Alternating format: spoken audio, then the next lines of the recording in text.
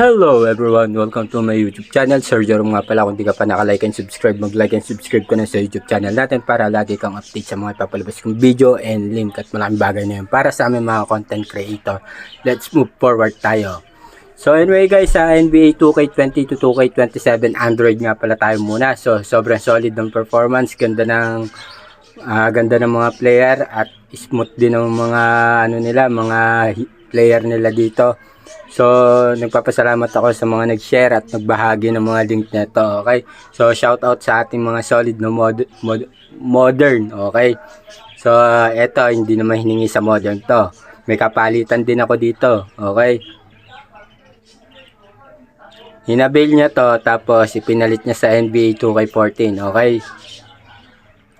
So, sa mga gusto ng NBA 2K20 to 2K27, mag-comment lang kayo.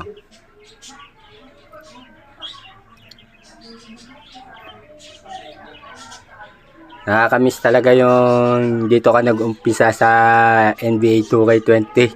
Tapos ngayon nasa Winlator ka na. Dati Android, ngayon Winlator ka na. Sa mga nagtatanong kung meron ba akong Slam Dunk, meron din tayong Slam Dunk. Kompleto lahat tayo. May comics, anime, ray shade lahat. Meron Oxidite din. May mga roster din tayo doon, lalo na sa NBA 2K14, may mga update roster din tayo. So yun lang guys, huwag kalimutan mag-like, share, subscribe ka na, at syempre pindutin mo na yung hit button. So yun lang guys, ingat always. Kung gusto nyo ng ganitong NBA 2K20 to 2K27, mag-comment lang kayo, okay? So bye bye, ingat always.